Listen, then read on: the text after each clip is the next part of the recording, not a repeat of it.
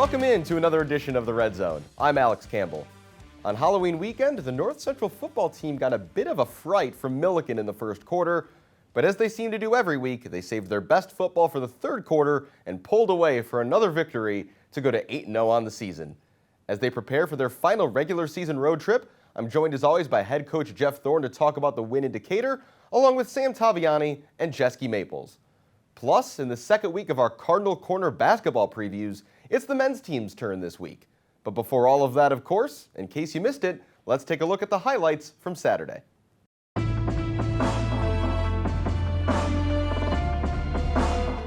3 games to go in the regular season for North Central football, and they brought their perfect 7-0 record and #1 ranking to Decatur, Illinois on Halloween weekend to face the Millikin Big Blue, hoping to be the scarier team rather than get spooked by the underdogs. The Millikin offense did get a treat on their first drive as Cal Port's pass is deflected by Samaviani and lands perfectly in the hands of Colton Lockwood to give the hosts the early lead. Looking to respond after an early interception, Luke Lanin reminds the Big Blue defense that they have to stop him on the ground too, as he picks up 25 yards on this scamper. Later in the drive, it's Ethan Greenfield back at full strength, and this was just the start of a big night for him, 21 yards and the touchdown to tie the game at 7. Millikin got to the edge of the red zone on their next drive, but it's Dan Gilroy with the spin move and the sack to drop Port for a huge loss and knock Millikin out of field goal range. Early second quarter now, and here goes Lanin again on the ground, 28 more yards here, and 100 yards exactly on the night for the freshman.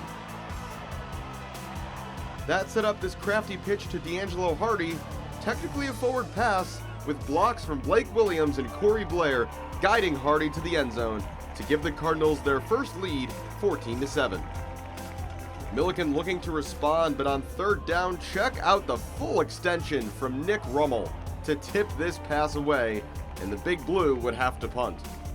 Next drive, and it's Lanin to Hardy again, but this time deep down the middle for a 73-yard touchdown. Not the first time we've seen this from these two this season. Hardy just too fast for the Millikin defense, and the Cardinals lead 21-7. Millikin did manage to get down the field on their next drive, capped off with this dive into the end zone for Marion McGee to make it a 1-score game.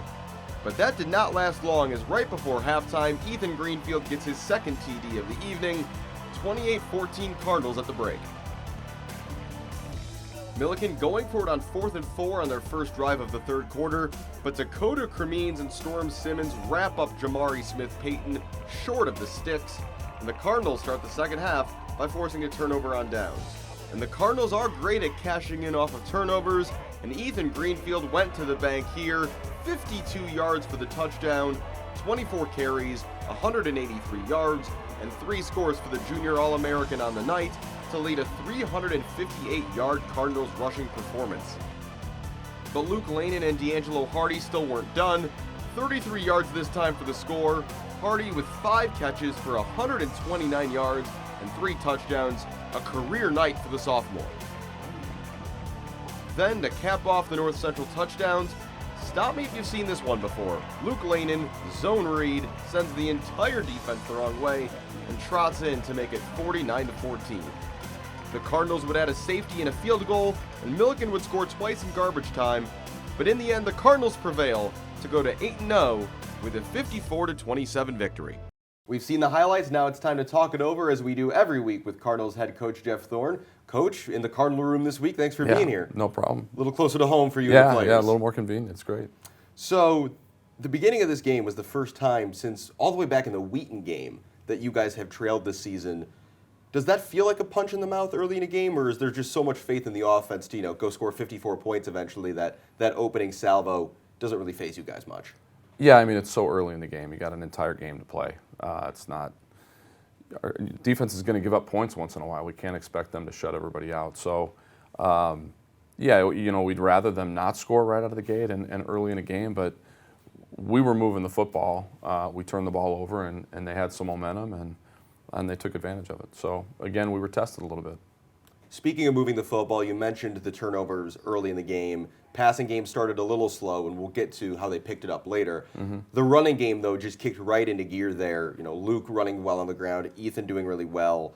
I mean, it has to be kind of a nice just peace of mind to have if, one phase of the offense isn't working. You've got another great phase of offense that, can do a lot of damage. Yeah, well, we're a football program that wants to run the football on our terms.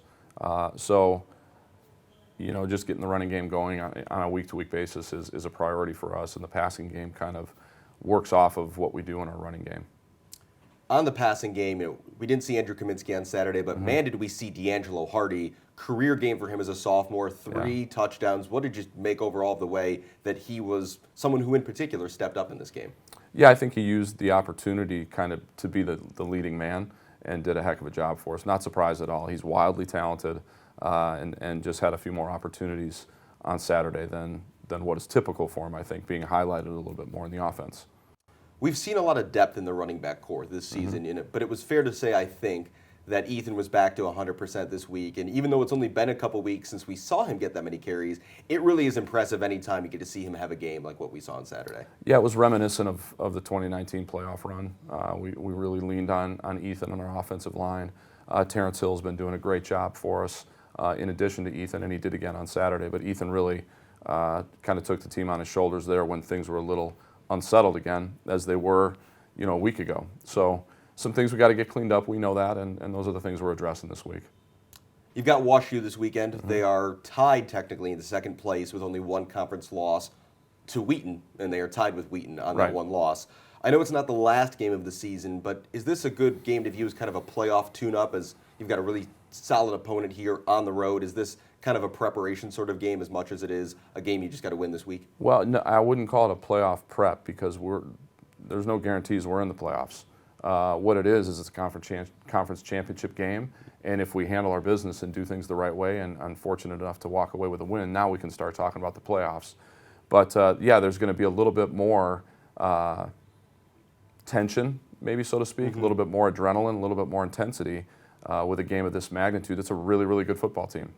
They've improved every game throughout the year. They're a veteran team. They're pretty good size, especially the linebackers and defensive backs on defense.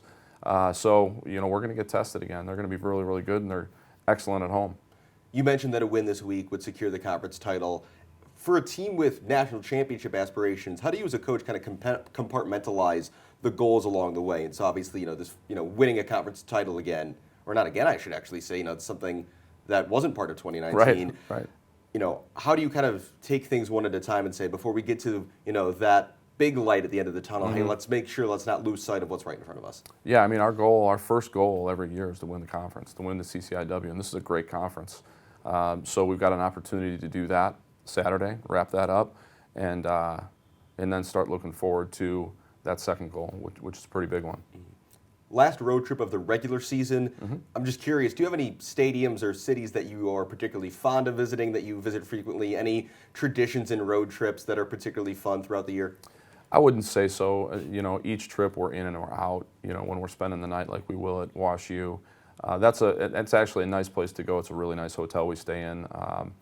We stop at a place called Soul Taco the night before for our kind of pregame meal, so that's enjoyable for the players. But I wouldn't necessarily say there's one that I just enjoy going to any more than any other. They're road games, they're business trips, and it is what it is.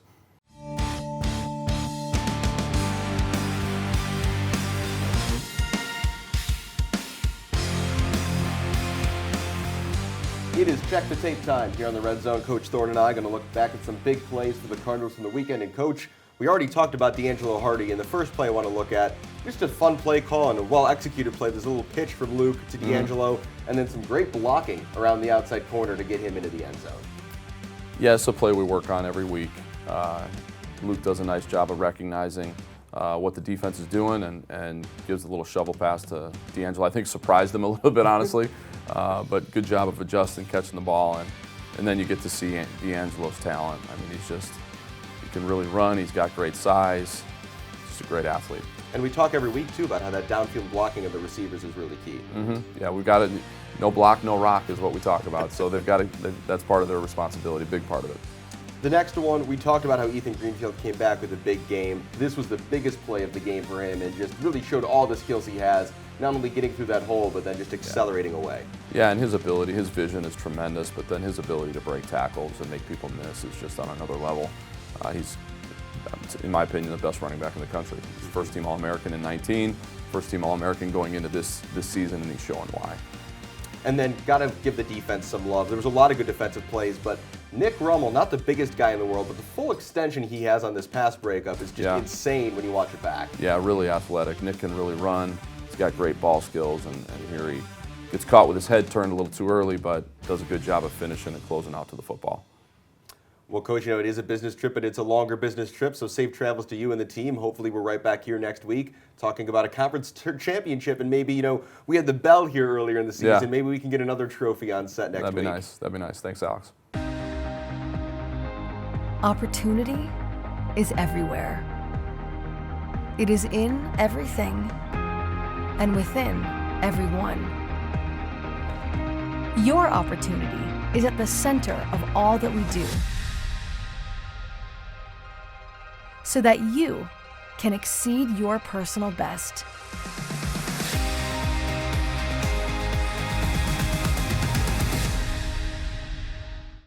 Welcome back to the Red Zone, and as always, I'm joined by two of the men who made it happen for the Cardinals this weekend, a 54-27 victory. And I've got Sam Taviani here and Jesky Maples, our first two-time guest this season. Guys, thanks for coming on the show. Yeah, thanks for having us. Thanks for having us.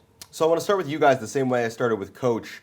When the other team gets on the board first, something we hadn't seen since the Wheaton game, does that faze you guys at all, or are you guys just still fully focused on doing your individual jobs, knowing that if everyone works the way you guys have all season, that at the end of the day, the scoreboard's going to favor you guys?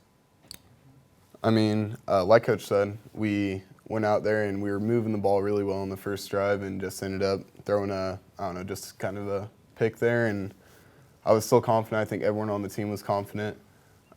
We came out, and then another drive didn't really go our way. And after that, I think we kind of got rolling and we were able to actually start our run game. And we saw what happened. Greeny had a day on the ground. Yeah, like Coach was saying about the defense, we're going to let up points. Like, it's inevitable. We're not going to go out there and shut everyone out. We would love to, but that's just not ideal. We're going to give up some points. But I think our team has the experience, and we're all disciplined enough to where it doesn't matter if they score first. We're going to keep fighting, and we're going to come back and put up points no matter what, and just stay focused on the end goal, which is just winning the game. So it doesn't matter really who scores first. So.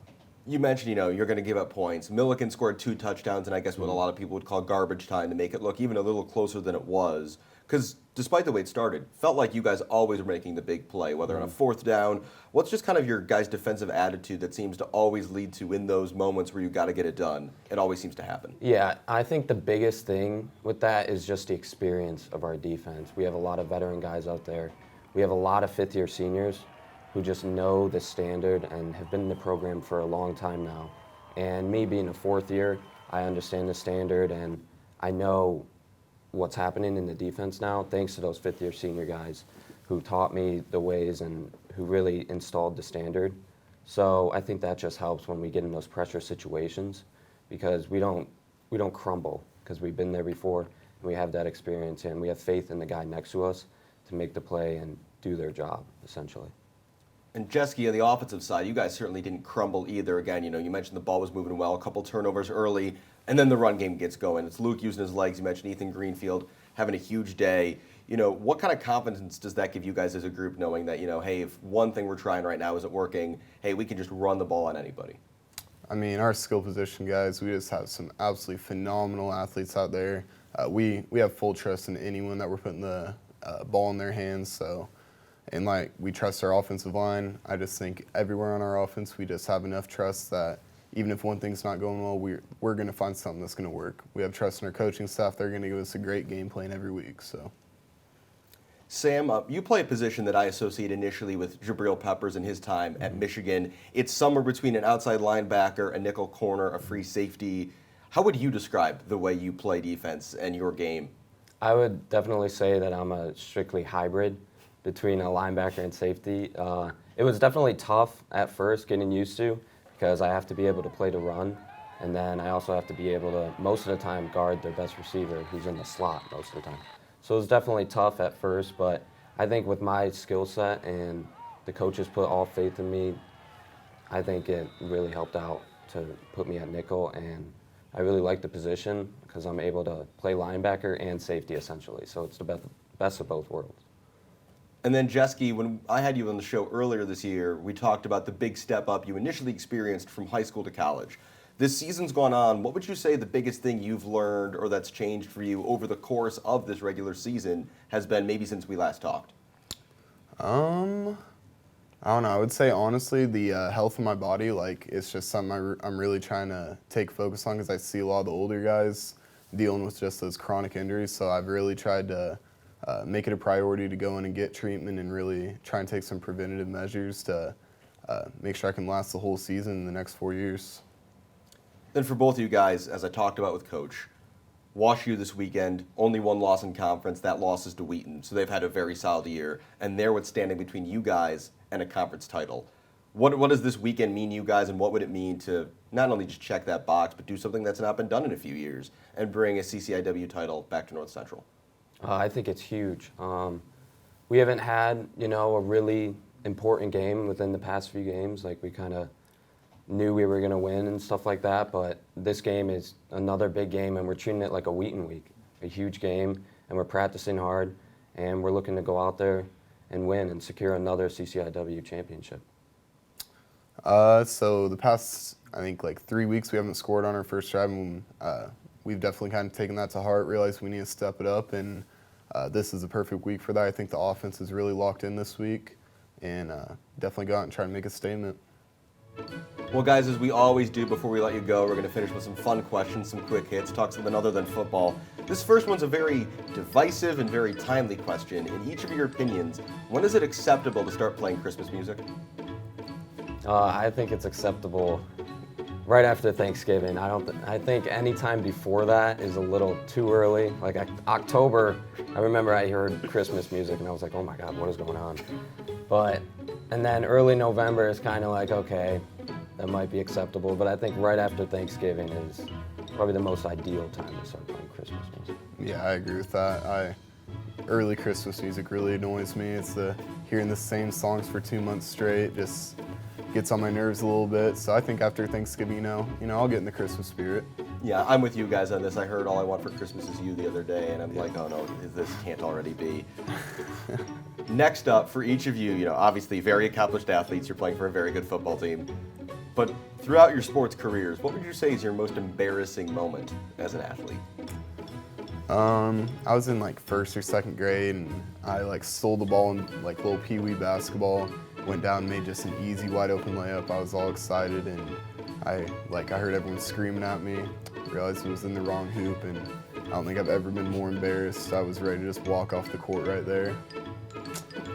Yeah, I have a pretty similar experience. I was also playing youth basketball, and I think it was off the opening tip-off. I got the ball, and I completely went the other way, and I scored a layup on the opposing team's hoop. And I just remember looking at the scoreboard and them getting 2 points, and I'm like, oh my gosh, I can't believe this just happened. And the coaches were yelling at me, and my teammates were like, what do you do?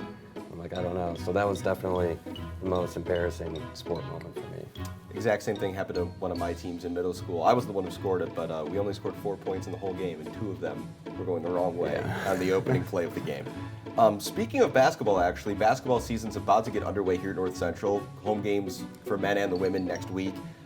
Among everyone on the football team, who's the best basketball player? I gotta go with Jake Beasley. I remember freshman year, he participated in our dunk contest that we have during camp every year, and I was just very impressed. The way he could jump and the way he dunks is unreal, so I'd definitely say Jake Beasley. Yeah, it's 100% Bees, but outside of him, some young guys, Luke Lanin, absolute baller, and then Jacob Parody. They were just really good high school basketball players, and they both got some skills. Is there a sport Lanin would be bad at? No, he's just a freak athlete. He's weird. He's really good at the weird stuff too, like spike ball. I've never seen anyone better than him at spike ball. All right, well, we'll have to see how many teams he can add here in his time at North Central. But guys, For now, thanks so much for taking the time to come on the show. Safe travels to and from Wash U this weekend, and best of luck. Hopefully there's a CCIW title coming back home on Sunday. Yep, awesome. Thanks for having Thank us. Stay in the know at home or on the go with NCTV 17 News Update. This quick recap of everything happening in and around town will be delivered straight to your email inbox for free. Sign up today. Pandemic-related cancellations had crueler timing for North Central men's basketball than most teams. Just days before a game in the Sweet 16 of the 2019 NCAA Division III men's basketball tournament, all remaining games were canceled. An abbreviated 10-game schedule last year, though it provided experience, did little to make up for the dream of a championship being taken away. Well, it was a disappointing season last year just to have the 10 games. And, it's something that, I think it helped playing something. At some point, I thought we weren't going to play any games. So we were fortunate we had at least 10 games. But, I felt bad for our seniors that graduate because, really their year before their year got cut off, their junior year, and then last year with only 10 games, with no tournaments, it was disappointing all the way around. But I think it helped some of our younger kids from this year coming back that they did get a little bit of experience. You'd like to have seen them have more, though. We still have a couple guys that were on the team from that team. So for me personally, it crushed me. And last year was kind of a weird year. Getting back to it this year with a normal schedule, normal practice, normal lifting program in the fall to get better. It's really pushed me to try and lead this team and get everybody on the right page. Try to get back to what we were 2 years ago. One of the new faces added to a largely experienced group is a familiar name, Ethan Hellwig, Matt's younger brother, a transfer from Division II Merrimack College. His path to North Central wasn't a straight one, but in hindsight, it only seems natural that this is where he eventually ended up. Well, my dad went here when he was in college, and one of my best friend's dads is a football coach here, and I grew up around the school my whole life. So it was pretty easy to choose to pick here. I had it set in stone since halfway through my season last year at my old school that I was going to come here. College basketball it's faster, don't get me wrong, but you have to play slower through your own mind. So like you have to make decisions faster, but it's really not a faster paced game. That's what I learned from my old school, and that's what I'm going to bring here. Just take what I have in the moment and just see where I can go from there. Ethan certainly brings a high level of talent and skill to the Cardinals roster, but the built-in relationship he has with Matt makes his addition special and is an added bonus. Raritan also hopes that having an older brother around will help Ethan settle in quickly and feel more a part of the team from day one. From my standpoint, it's been fun. I think there's some brotherly love. There's probably been some competition there, and Matt's been in our program last couple of years, so he knows what to expect, and he's trying to help Ethan along as best he can, and he's doing a great job of it. And we need him to continue to get him on the same page as everybody else. They played growing up together, so they know each other very well. It's now putting Ethan in with the other three guys. I have a little bit of a different way of teaching him personally, because I can yell at him a little bit more and he could take it. So I kind of get on him a little bit more than everybody else, so he could take it. But well, this is my first time playing with him ever. It's a good change of speed. He's helping me with everything, so it's just fun to play with him. We're brothers. We get mad at each other, but when we're on the court, we just have that flow together, so we know where each other's at all the time. Despite feeling far removed from their 2019 tournament run, the Cardinals' goals are no less lofty. Ethan wants to do everything he can to help the team pick up where they left off, and Matt knows just how hard they and the rest of their teammates will have to work to make that happen. Just to start during the season and contribute towards the team throughout the whole thing, and I think a team goal for us is, of course, to win the conference tournament and get our, I think it's 6th straight NCAA tournament appearance or something like that, and hopefully go on and win the national championship this year. I think we have a good squad to do it. Our goal is to win the conference again. 2 years ago we won it. Didn't win the conference tournament, which was unfortunate, but again, it's a tough conference, and we're going to have to come out every night trying to win the conference and make a deep run in the tournament. We've been in the tournament 5 or 6 straight years, so we're looking to extend on that. Well, our expectations and goals are always high. I expect a lot out of our kids. I expect a lot out of our program. It's a tribute to the kids that have been in our program in the past, and that's something that it's something that we want our kids to, when they come into this, we sell this program, that you come in, you have to work hard, but the end result, the rewards at the end of the year, are what we're looking for, and we hope that carries over with this group.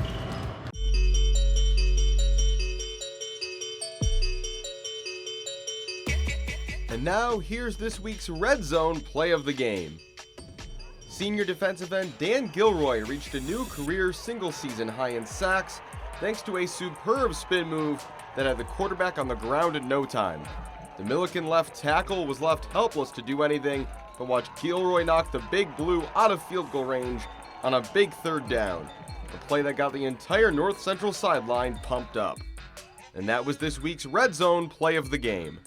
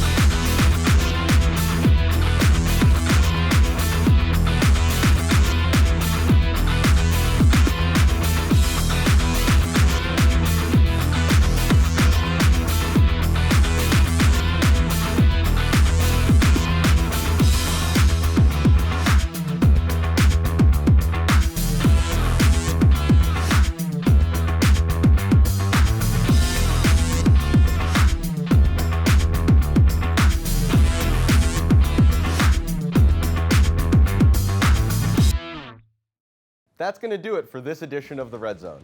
Thanks to Coach Jeff Thorne, Sam, and Jeske for joining me. Thanks to Coach Todd Raridan and the men's basketball team. Good luck this season. Their first home game is next Wednesday, November 10th, versus California Lutheran. The football team travels to Washington University in St. Louis this weekend for a noon kickoff with the Bears. We'll have highlights and analysis from the final regular season road trip right here on the Red Zone next week ahead of Senior Day versus North Park.